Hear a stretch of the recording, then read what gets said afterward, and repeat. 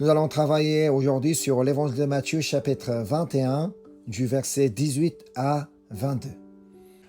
Je lis le passage d'aujourd'hui. Le matin, en retournant à la ville, il eut faim. Voyant un figuier sur le chemin, il s'en approcha, mais il n'y trouva que des feuilles, et lui dit « Que jamais fruit ne naisse de toi ?» Et à l'instant, le figuier sécha. Les disciples qui virent cela furent étonnés et dirent « Comment ce figuier est-il devenu sec en un instant ?» Jésus leur répondit « Je vous le dis en vérité, si vous aviez de la foi et que vous ne doutiez point, non seulement vous feriez ce qui a été fait à ce figuier, mais quand vous direz à cette montagne, ôte-toi de là et jette-toi dans la mer, cela se ferait. Tout ce que vous demanderez avec foi par la prière, vous le recevrez. » Amen. Premier temps, nous allons d'abord aborder ce passage et ensuite nous passerons au verset suivant. Ce passage commence par annoncer que Jésus qui retournait à la ville avait faim. Comme quoi Jésus avait faim. C'est ce que dit le verset 18. Le matin, en retournant à la ville, il eut faim. Que peut-on comprendre d'après ça? Que Jésus était un homme comme tout le monde. Jésus était un véritable homme. Il était aussi fatigué comme tout le monde. Il avait faim comme tout le monde. Et encore lui, il pouvait même sentir la chaleur. C'est la raison pour laquelle il s'est reposé près d'un puits. Donc il a rencontré une Samaritaine. Comme quoi Jésus était un véritable homme. Bien évidemment, il était Dieu, fils de Dieu. Ça veut dire il était pleinement Dieu et pleinement homme. Puis, que se passe-t-il par la suite? Le verset 19.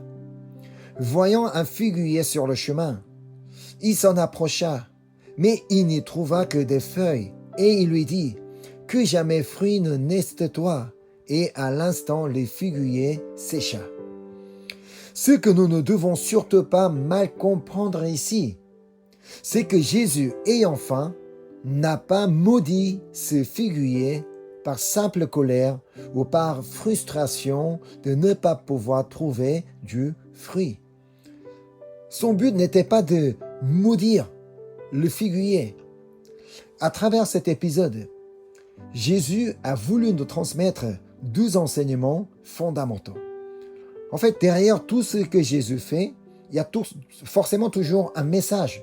Il y a toujours un message que Jésus veut nous transmettre. Tout d'abord, il a voulu nous enseigner l'importance de la foi. Ensuite, il a voulu mettre en lumière l'importance du fruit que doivent porter ceux qui croient en lui.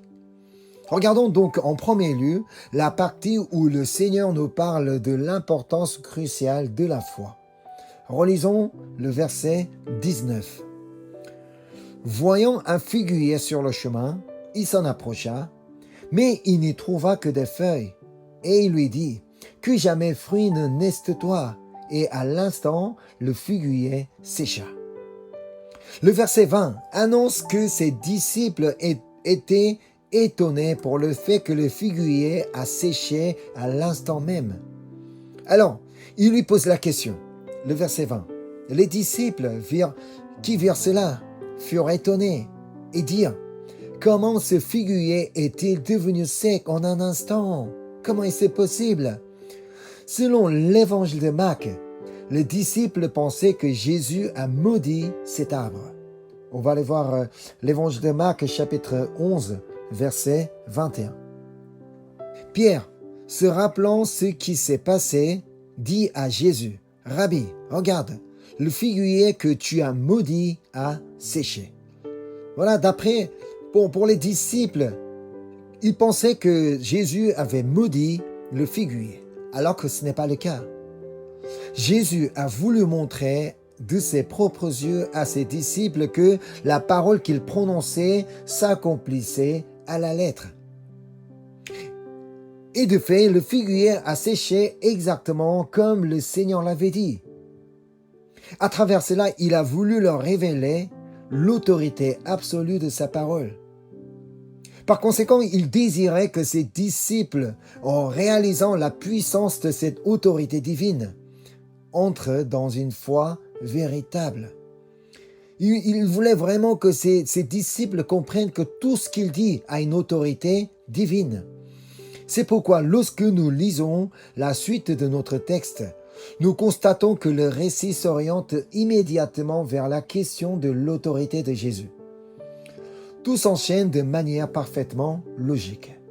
Avant tout, Jésus désirait que ses disciples aient la foi en Dieu. C'est la raison pour laquelle Jésus a séché le figuier. Lisons donc la réponse de Jésus à ses disciples qui lui demandaient comment ce figuier est-il devenu sec en un instant.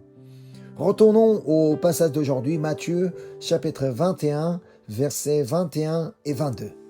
Jésus leur répondit, « Je vous le dis en vérité, si vous aviez de la foi et que vous ne doutiez point, non seulement vous feriez ce qui a été fait à ce figuier, mais qu'on vous dirait à cette montagne, ôte-toi de là et jette-toi dans la mer, cela se ferait. Tout ce que vous demanderez avec foi par la prière, vous le recevrez. » Jésus souligne ici l'importance de demander avec foi par la prière. Car c'est ainsi qu'on peut recevoir ce qu'on a demandé à Dieu. Voilà, Jésus a voulu montrer à ses disciples, non pas parce que ce qui s'est passé, ça a été réalisé simplement parce que c'était Jésus. Non. Vous êtes aussi capable. Parce que Jésus, comme il a eu faim, en tant qu'un homme, en tant qu'un véritable homme, il pouvait réaliser de telles choses. Mais ça veut dire, nous aussi, en tant qu'un homme, nous pouvons aussi réaliser la même chose de Dieu, la même chose que Jésus a réalisé si nous demandons avec foi par la prière. Si nous demandons également avec foi, sans douter comme Jésus, on peut non seulement faire ce qui a été fait au figuier, encore, on va pouvoir jeter la montagne dans la mer. Pour nous, personnellement, ça nous semble vraiment quelque chose d'impossible. Ça peut nous sembler impossible, mais Jésus dit, non, c'est possible. Si vous demandez avec foi par la prière, vous allez recevoir ce que vous avez demandé. Si vous demandez avec foi sans douter, cela devient possible. Ce qui compte, donc, c'est notre foi. Si nous demandons avec foi par la prière, on le recevra, mais si on ne demande pas, encore, si on demande sans foi, avec doute, on ne pourra pas le recevoir. La version de Marc dit que tout ce que nous demandons en priant, nous devons croire que nous l'avons reçu. Alors, allons voir l'évangile de Marc, chapitre 11, du verset 22 à 24. Jésus prit la parole et leur dit, « Ayez foi en Dieu. Je vous le dis en vérité, si quelqu'un dit à cette montagne, ôte-toi de là et jette-toi dans la mer, et s'il ne doute point en son cœur, mais croit que ce qu'il dit arrive, il le verra s'accomplir. C'est pourquoi je vous dis, tout ce que vous demanderez en priant, croyez que vous l'avez reçu et vous le verrez s'accomplir. » Ce qui est important, ce qui est primordial, c'est de croire que nous l'avons reçu, même si nous n'avons pas encore reçu, c'est que nous devons croire que nous l'avons reçu, c'est ainsi que nous le verrons s'accomplir. C'est ce que Dieu attend de nous. Tout ce que vous demanderez en priant, croyez que vous l'avez reçu et vous le verrez s'accomplir. Amen. Nous pouvons croire que nous l'avons reçu parce qu'il nous promet de donner ce qu'on lui a demandé en priant. En plus, qu'a-t-il dit Jésus dans l'évangile de Jean, chapitre 14, verset 14? Jésus dit, si vous demandez quelque chose en mon nom, je le ferai. Si vous demandez quelque chose en mon nom, je le ferai. Tant que nous avons demandé quelque chose au nom de Jésus, nous pouvons et devons croire que nous l'avons reçu. En effet, Jésus venait de leur prouver sa souveraineté en faisant sécher ce figuier par sa parole seule, exactement comme il avait dit. C'est pourquoi nous pouvons demander à Dieu avec foi par la prière. Parce que Jésus est celui qui accomplit, qui est capable d'accomplir tout ce qu'on lui demande. Cependant, Marc nous apporte une information très intéressante. Selon Matthieu, le figuier a séché à l'instant. Mais selon Marc, il a mis du temps à sécher. Allons donc voir ce qu'apporte Marc. Marc chapitre 11, versets 19 et 20. Quand le soir fut venu, Jésus sortait de la ville. Le matin, en passant, les disciples virent le figuier séché jusqu'aux racines. Ils n'ont pas constaté le jour même, c'est au lendemain.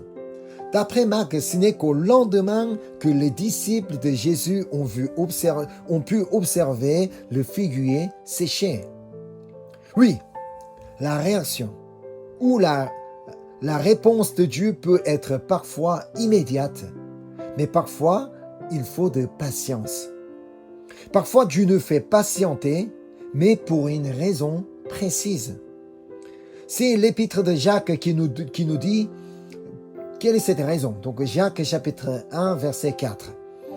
Mais il faut que la patience accomplisse parfaitement son œuvre, afin que vous soyez parfaits et accomplis sans faillir en rien. Dieu attend de nous une confiance absolue, sans aucune réserve. Même lorsque sa réponse semble tarder, son regard est fixé sur nous. Il examine si jusqu'au bout, nous croyons que ce que nous avons demandé est déjà accompli. Il nous regarde si nous croyons jusqu'au bout. Et c'est là le secret. Si nous tenons bon fermement, en proclamant que la réponse est déjà nôtre, notre foi n'a pas d'autre choix que de grandir et de devenir inébranlable. Abraham, lui, il a dû attendre 25 ans avant de voir naître l'enfant de la promesse divine. Quant à Joseph, il a traversé 13 longues années d'épreuves et d'attente avant de voir s'accomplir de ses propres yeux les visions que Dieu lui avait montrées en songe. Et le peuple d'Israël ont dû persévérer 430 ans en Égypte avant de sortir de là. Et devant la mer Rouge, il fallait patienter toute la nuit pour qu'elle soit fendue. Ainsi, le temps d'attente auquel Dieu nous soumet est unique et différent pour chacun de nous. Chaque cas est différent. Alors, on n'a pas besoin de comparer avec qui que ce soit. Même si Dieu a répondu assez rapidement à la prière de mon prochain, il ne faut pas imaginer que Dieu va répondre de la même manière pour moi. Parce que pour chacun, Dieu travaille d'une manière différente. Alors, il faut simplement que la patience accomplisse parfaitement son œuvre, afin que nous soyons parfaits et accomplis sans faillir en rien. Plus que l'attente est longue, c'est l'occasion de grandir notre foi. C'est la raison pour laquelle Dieu nous permet ces temps d'attente. Afin de pouvoir patienter, il faut avoir la foi. Lorsque nous avons la foi en Dieu, qu'il devient possible pour nous de patienter, et dans la persévérance, nous allons pouvoir recevoir que nous lui avons demandé. De plus, nous devons impérativement réaliser l'autorité suprême qui réside dans le nom de Jésus. Lisons maintenant la suite du texte aujourd'hui. Revenons dans l'évangile de Matthieu, chapitre 21, du verset 23 à 27. Jésus se rendit dans le temple, et pendant qu'il enseignait, les principaux sacrificateurs et les anciens du peuple vinrent lui dire « Par quelle autorité fais-tu ces choses? Et qui t'a donné cette autorité ?» Jésus leur répondit « Je vous adresserai aussi une question. Et si vous m'y répondez, je vous dirai par quelle autorité je fais ces choses. Le baptême de Jean, d'où venait-il? Du ciel ou des hommes?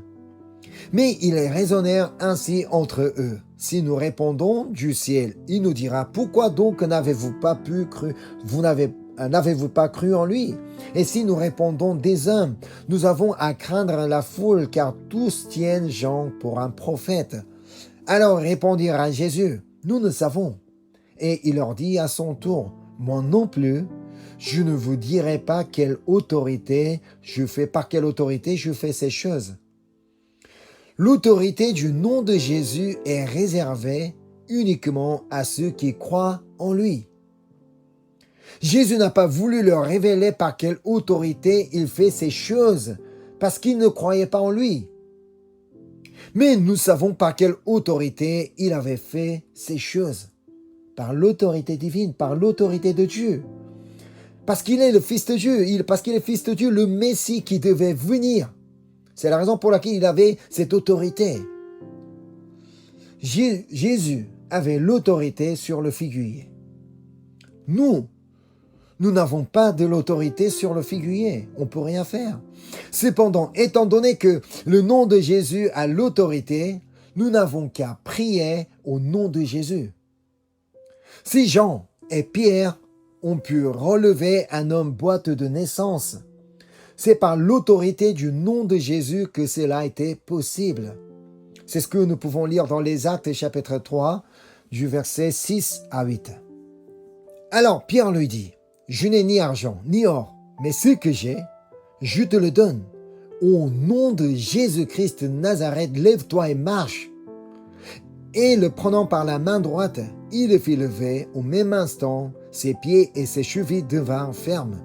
D'un saut, il fut debout et il se mit à marcher. Il entra avec eux dans le temple, marchant, sautant et louant Dieu. Ce n'est que par l'autorité du nom de Jésus que cela était possible. Ça ne venait pas de Pierre, ça ne venait pas de Jean.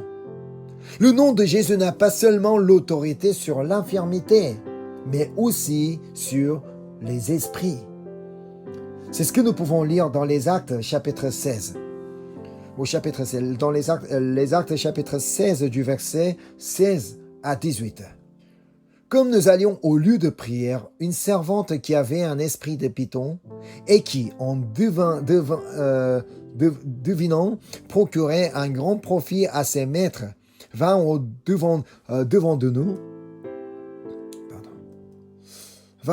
nous et se mit à nous suivre, Paul et nous. Elle criait, « Ces hommes sont les serviteurs du Dieu très haut, et ils vous annoncent la voie du salut. » Elle fit cela pendant plusieurs jours. Paul, fatigué, se retourna et dit à l'esprit, « Je t'ordonne, au nom de Jésus-Christ, de sortir d'elle. » Et il sortit à l'heure même.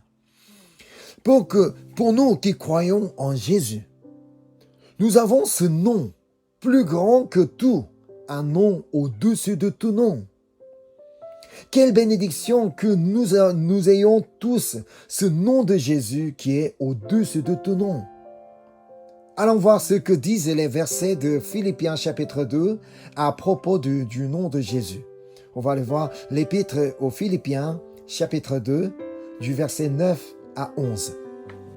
C'est pourquoi aussi Dieu l'a souverainement élevé et lui a donné le nom qui est au-dessus de tout nom, afin qu'au nom de Jésus, tout genou fléchisse dans les cieux, sur la terre et sous la terre, et que toute langue confesse que Jésus-Christ est Seigneur, à la gloire de Dieu le Père.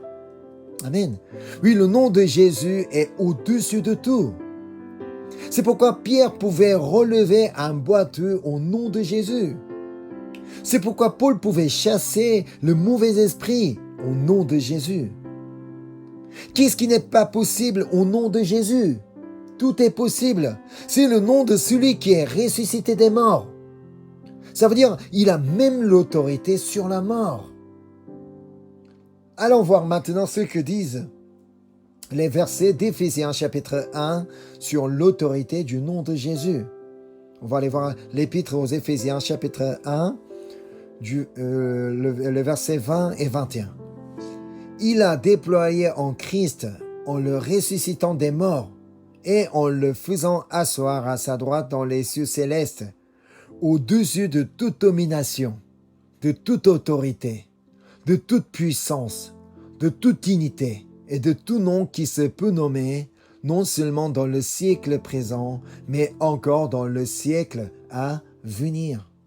Amen. Comme nous venons de le lire, le nom de Jésus est au-dessus de toute domination, de toute autorité, de toute puissance, de toute dignité, de tout nom qui se peut nommer.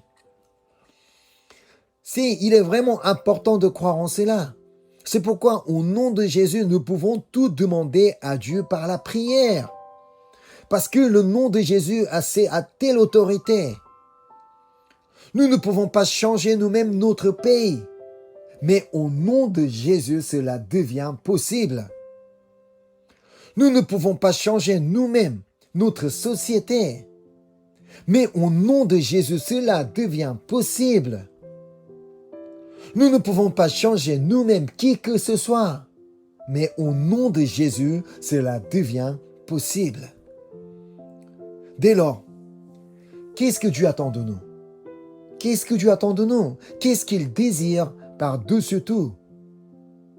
C'est que nous prions au nom de Jésus-Christ, ce nom puissant qui nous a souverainement donné. C'est la raison pour laquelle Paul a exhorté Timothée à prier pour tout le monde. C'est ce que nous pouvons lire dans 1er épître à Timothée, chapitre 2, du verset 1 à 4.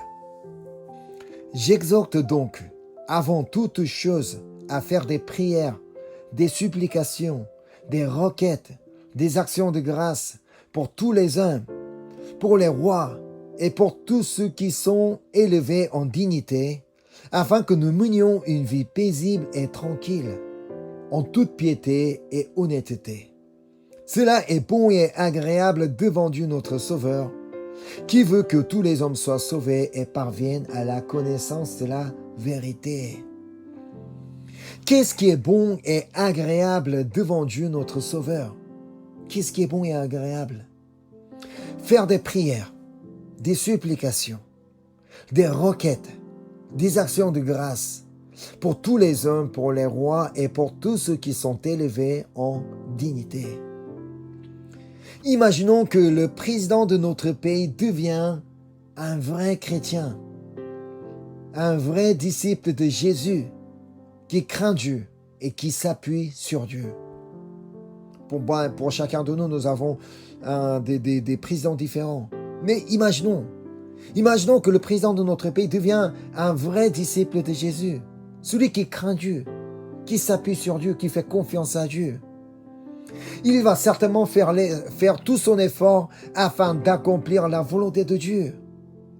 Il ne va pas simplement chercher à réaliser tout ce qu'il désire, mais il voudra accomplir la volonté de Dieu. Il voudra que son pays devienne le royaume de Dieu, pas son royaume, pas le royaume de son parti, mais vraiment le royaume de Dieu. Et encore, si les personnes élevées en dignité, dont ceux qui sont dans la politique, croient en Jésus et qu'ils deviennent des disciples de Jésus, je pense que beaucoup de choses vont changer dans notre société. On ne peut pas vraiment compter combien ils sont chrétiens parmi les politiciens, parmi ceux qui sont dans la politique. Mais si la majorité sont chrétiens, ils vont vouloir vraiment établir un royaume de Dieu dans son pays. Non pas un pays qu'il désire, mais un pays que Dieu désire, un pays que Dieu veut. Alors, c'est là que nous allons pouvoir mener une vie paisible et tranquille en toute piété et honnêteté. Alors, au lieu de plaindre du système de son pays ou de la politique de son pays, tout ce qui se passe dans son pays, il faudra se demander, est-ce que j'ai vraiment prié pour mon pays? Est-ce que j'ai vraiment prié pour mes dirigeants? Pour ceux qui sont élevés en dignité, pour les politiques, pour tous ceux qui sont en politique, avant de râler, avant de dire quoi que ce soit, est-ce que j'ai vraiment prié? Est-ce que j'ai fait des requêtes? Est-ce que j'ai fait des actions de grâce pour ces gens-là? Mais si, au lieu de faire ça, si on passe tout notre temps à murmurer, à plaindre, non, ce n'est pas une manière de mener une vie chrétienne. Alors c'est ce que le Seigneur dit. Est-ce que tu veux vraiment mener une vie paisible et tranquille, en toute piété et honnêteté? Tu vas devoir prier au nom de Jésus-Christ, au nom de Jésus qui a cette autorité suprême. Alors nous n'avons qu'à prier au nom de Jésus. Il est donc important de prier pour tout le monde, notamment pour ceux qui ne croient pas en Jésus. Parce que Dieu veut que tous les hommes soient sauvés et parviennent à la connaissance de la vérité. Puisque le nom de Jésus a l'autorité sur tout nom, nous n'avons qu'à prier au nom de Jésus. Si nous croyons vraiment que le nom de Jésus a telle autorité, nous allons prier Dieu. Mais si nous ne croyons pas que le nom de Jésus a telle autorité, on ne va pas chercher à prier Dieu. C'est ça. Alors, lors de prière, nous n'avons qu'à retenir la parole que Jésus nous a donnée dans le passage d'aujourd'hui. Revenons dans l'évangile de Matthieu, chapitre 21, les versets 21 et 22. Jésus leur répondit, « Je vous le dis en vérité, si vous aviez de la foi et que vous ne doutiez point, non seulement vous feriez ce qui a été fait à ce figuier, mais quand vous diriez à cette montagne, ôte-toi de là et jette-toi dans la mer, cela se ferait. Tout ce que vous demanderez avec foi par la prière, vous le recevrez. » Amen. C'est le message que Dieu donne à chacun de nous. Tout ce que vous demanderez avec foi par la prière, vous le recevrez. Souvenons-nous toujours cette parole de Jésus, où que nous soyons à tout moment. Lorsque nous prions pour notre famille, nos croyants, pour nos proches, pour notre pays, pour notre société, pour quel sujet importe. C'est ce que nous devons toujours souvenir en nous. Tout ce que vous demanderez avec foi par la prière, vous le recevrez. Et encore, que dit la version de Marc? Tout ce que vous demanderez en priant, croyez que vous l'avez reçu et vous le verrez s'accomplir. Amen. Croyez que vous l'avez reçu, vous le verrez s'accomplir. C'est vraiment important de croire d'abord pour voir l'accomplissement de tout ce que tu fais. Par conséquent, la seule chose qui importe vraiment pour nous aujourd'hui, c'est d'avoir la foi. C'est vraiment important d'avoir la foi. Alors, comment fait-on pour savoir si nous avons la foi ou pas? Oui, on peut dire que moi j'ai la foi. Mais comment prouver que nous avons vraiment la foi? Le deuxième enseignement que Jésus répond à cette question. Donc, lisons à nouveau le verset 19 du passage d'aujourd'hui. Matthieu 21, verset 19. Voyant un figuier sur le chemin, il s'en approcha, mais il n'y trouva que des feuilles. Et il lui dit, « Que jamais fruit ne naisse de toi. » Et à l'instant, le figuier sécha. Si on dit qu'il n'y trouvait que des feuilles, cela signifie qu'il n'y avait pas de fruits. Cet arbre ne donnait pas de fruits. C'est une loi spirituelle. Sans la foi, il n'y a point de fruits. Mais avec la foi, nous sommes pleinement destinés à porter du fruit et à le porter en abondance. C'est ce que Jésus a dit dans l'évangile de Jean, chapitre 15, verset 5. Voilà, c'est Jésus qui le dit. « Je suis le cep, vous êtes les sarments. Celui qui demeure en moi et en qui je demeure porte beaucoup de fruits, car sans moi vous ne pouvez rien faire. » Qui peut demeurer en Jésus? Celui qui a la foi en lui. Si nous avons la foi en Jésus, il nous fait porter beaucoup de fruits. Et sans Jésus, nous ne pouvons rien faire de bon. Parce qu'à la base, nous ne sommes pas des gens aussi bons que ça. Nous sommes des pécheurs, naturellement. Alors sans Jésus, nous ne pouvons rien faire de bon. Alors sans la foi, nous ne pouvons porter que de mauvais fruits. Quels sont ces mauvais fruits? Des péchés. Nous ne pouvons que commettre des péchés par notre pensée, par notre cœur, par notre parole, par nos actions. Nous ne pouvons que porter de mauvais fruits. C'est ce que Jésus a enseigné dans Matthieu chapitre 7 lors de son sermon sur la montagne. On va aller voir l'évangile de Matthieu chapitre 7 du verset 17 à 19. Tout bon arbre porte de bons fruits, mais le mauvais arbre porte de mauvais fruits. Un bon arbre ne peut porter de mauvais fruits, ni un mauvais arbre porter de bons fruits. Tout arbre qui ne porte pas de bons fruits est coupé et jeté au feu. Vous comprenez maintenant pourquoi Jésus a dit à figuier que jamais fruit ne naisse de toi. Parce que ce figuier était déjà un mauvais arbre. Nous pouvons aussi devenir un mauvais arbre tant que nous ne demeurions pas en Jésus. Ça veut dire, si on ne cherche pas à demeurer en Jésus, si on ne désire pas à demeurer en Jésus, si on ne souhaite pas à demeurer en Jésus, nous ne pourrons que devenir mauvais arbres. Parce que nous sommes naturellement pécheurs. Alors, revenons à nouveau dans l'évangile de Jean, chapitre 15. L'évangile de Jean, chapitre 15, verset 6. Si quelqu'un ne demeure pas en moi, il est jeté dehors, comme le sarment, et il sèche. Puis on ramasse les sarments, on les jette au feu, et ils brûlent. Si on ne demeure pas en Jésus, autrement, si nous n'avons pas la foi, nous finirons tous à l'enfer, dans le feu, et nous brûlerons éternellement. Par contre, si nous demeurons en Jésus, la conséquence sera totalement différente. C'est ce que nous pouvons lire au verset 7. Jean chapitre 15, verset 7. Si vous demeurez en moi, et que mes paroles demeurent en vous, demandez ce que vous voudrez, et cela vous sera accordé. Amen. Ça veut dire, si nous demeurons en Jésus, c'est la preuve que nous avons la foi. Donc nous pouvons demander ce que nous voudrons et cela nous sera accordé. Si nous avons la foi, nous allons demeurer en Jésus. Et si nous demeurons en Jésus, c'est la preuve que nous avons la foi en Jésus.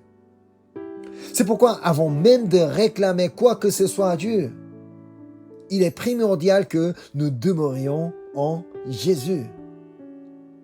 Car c'est uniquement en demeurant en lui que nous pouvons puiser une foi véritable. Sans que nous demeurions en Jésus, nous n'aurons pas de foi. C'est pas possible. Or, demeurer en Jésus signifie indiscutablement demeurer dans sa parole.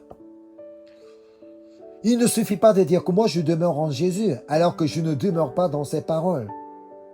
Il faudra d'abord demeurer dans ses paroles, il faudra lire sa parole, il faudra méditer sa parole, il faudra réciter aussi, il faudra garder en mémoire ses paroles. C'est comme ça que nous allons pouvoir demeurer en Jésus. C'est à travers cette parole que la foi naît dans nos cœurs et qu'elle grandit jour après jour. Ça veut dire, sans la parole de Dieu, on ne peut pas avoir la foi. Sans la parole de Dieu, notre foi ne peut pas grandir. Mais même sans la parole, notre foi pourra devenir comme un mauvais arbre, donc comme une branche tombée, coupée du cep. Et c'est alors lorsque nous prions enfin avec cette foi solidement enracinée que nous verrons s'accomplir l'exaucement et la réponse de Dieu. Alors, que nous puissions tous demander avec foi au nom de Jésus-Christ, puisque ce nom est au-dessus de tout nom. Je ne sais pas quels sont vos sujets de prière aujourd'hui. Même si votre sujet de prière paraît comme une très grande montagne devant vous. Mais qu'est-ce que Jésus nous dit? Si vous avez vraiment la foi, vous pourrez dire à cette montagne, ôte-toi de là et jette-toi dans la mer. Et cela sera fait comme nous avons demandé à Dieu. C'est pourquoi il est crucial que nous ayons la foi en Dieu. Mais pour que nous puissions avoir la foi en Dieu, il faudra d'abord demeurer en Jésus. Mais pour pouvoir demeurer en Jésus, il faudra que nous demeurions dans ses paroles. Tout est lié. Donc sans la parole, nous ne pouvons pas dire que j'ai la foi en Jésus. Non, mais pour que nous puissions vraiment avoir demandé avec foi, par la prière, jusqu'au bout sans douter. Mais il faudra absolument la foi, et que pour que nous puissions avoir cette foi, nous devons continuellement demeurer en Jésus. Alors, je voudrais vraiment que nous tous qui sommes connectés ce soir, que nous puissions tous demeurer en Jésus. Autrement, que nous demeurions tous dans ses paroles. Et que c'est ainsi que je voudrais que nous ayons tous la foi. Et que nous puissions aussi demander avec foi par la prière. Et que nous croyions jusqu'au bout tout ce que nous avons demandé et que nous croyons que nous l'avons reçu. Et nous finirons par voir comment Dieu répond à nos prières. Amen. Priez. Seigneur, merci de nous avoir donné ton nom puissant. Merci de nous avoir donné le nom de Jésus-Christ, qui a une autorité suprême, Seigneur. Seigneur, puisque nous croyons que ton nom a une autorité suprême, que nous voulons continuellement prier à ton nom, Seigneur. En ton nom, nous voulons continuellement prier pour tous les sujets de notre vie, Seigneur. Si nous avons demandé quelque chose à toi, nous ne voulons jamais douter la réponse, Seigneur. Seigneur, c'est pourquoi nous avons besoin de la foi. Mais nous-mêmes, nous ne pouvons pas avoir cette foi, Seigneur. C'est pourquoi nous voudrons continuellement demeurer en toi, Jésus. Et pour y arriver, nous allons demeurer dans tes paroles, Seigneur. Au Saint-Esprit, aide-nous, aide chacun de nous, afin que nous puissions demeurer dans tes paroles et que nous puissions vivre ces paroles, nous puissions mettre en pratique toutes tes paroles, Seigneur, pour que nous ayons la foi en toi et pour que nous puissions recevoir ta réponse, Seigneur, dans notre vie. Merci, Seigneur, parce que tu nous as donné encore une fois ce nom de Jésus puissant, ce nom de Jésus qui a une autorité suprême, Seigneur. Alors nous allons continuellement prier avec ce nom de Jésus-Christ que tu nous as donné, Seigneur.